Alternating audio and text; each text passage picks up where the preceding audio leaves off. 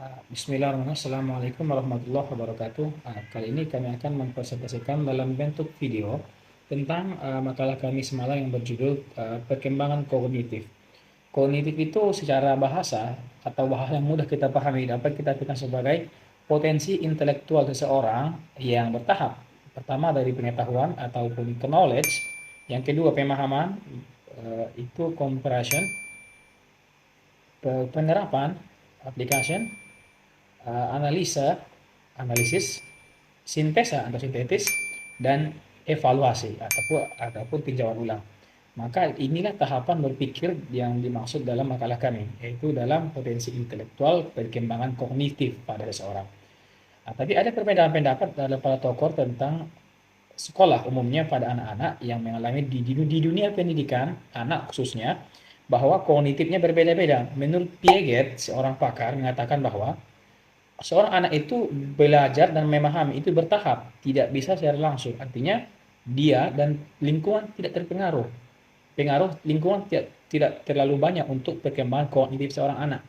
Tetapi dibantah oleh ataupun berlawanan arah dengan Vygotsky, seorang pakar sosiologi juga mengatakan bahwa perkembangan kognitif anak itu adalah terstruktural, artinya bukan hanya lingkungan sekolah yang mempengaruhi, tapi juga masyarakat, orang-orang sekitar itu sangat berpengaruh pada pemikiran ataupun kognitif nanti. Bagaimana ia memahami, bagaimana ia menerapkan, bagaimana ia menganalisa, ataupun apa yang disebut dengan kognitif tadi, itu semua dipengaruhi oleh sekitar menurut Vygotsky. Dua faktor-faktor yang mempengaruhi perkembangan kognitif. Ada 3 faktor yang berpengaruh dalam perkembangan kognitif. 1. Kontak fisik. Sumber pengetahuan baru dapat diperoleh dari interaksi individu dengan dunia luar, dan untuk mengembangkan pengetahuan tidak cukup hanya dari interaksi individu dengan dunia luar, melainkan individu tersebut harus dapat memanfaatkan pengalaman yang telah diperoleh untuk mengembangkan pengetahuan yang dimilikinya. 2. Kematangan sistem saraf. Kematangan sistem saraf menjadi sangat penting agar seseorang dapat memperoleh manfaat secara maksimum dari suatu pengetahuan.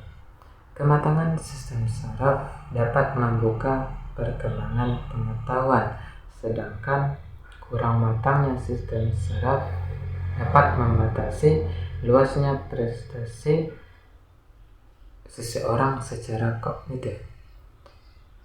Kecepatan perkembangan sistem saraf dipengaruhi oleh interaksi lingkungan dan kegiatan belajar seseorang. 3. Pengaruh sosial.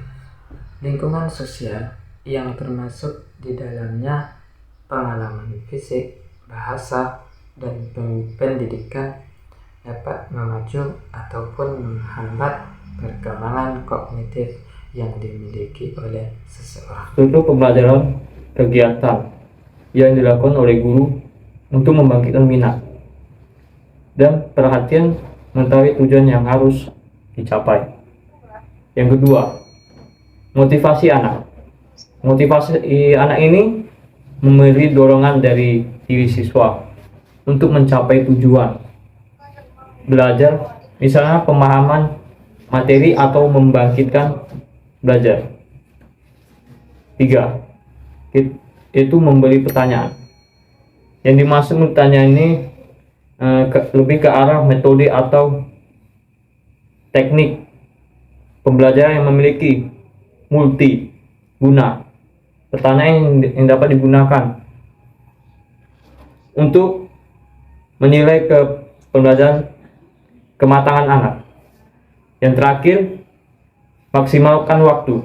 Yang dimaksudkan maksimalkan waktu ini adalah kemampuan pembelajaran dan kualitas pembelajaran, faktor-faktor yang ikut bergerak terhadap kualitas masa belajar. Kemajuan kognitif yang terbagi dua. Yang pertama ialah pemikiran spesial.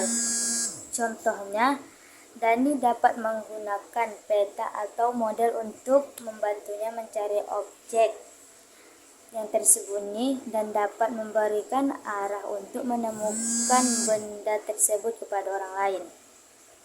Dan yang kedua, yaitu ada sebab dan akibatnya. Contohnya, Doni mengetahui atribut fisik objek mana yang akan mempengaruhi hasil. Misalnya, jumlah objek pengaruh sedangkan jumlah warna tidak. Baik, adapun dia masa remaja, yang pengertian perkembangan kognitif remaja berkembang kognitif. Dalam pandangan Jean Piaget, seorang ahli perkembangan kognitif merupakan periode terakhir dan tertinggi dalam tahap pertumbuhan operasional formal, periode of formal operations.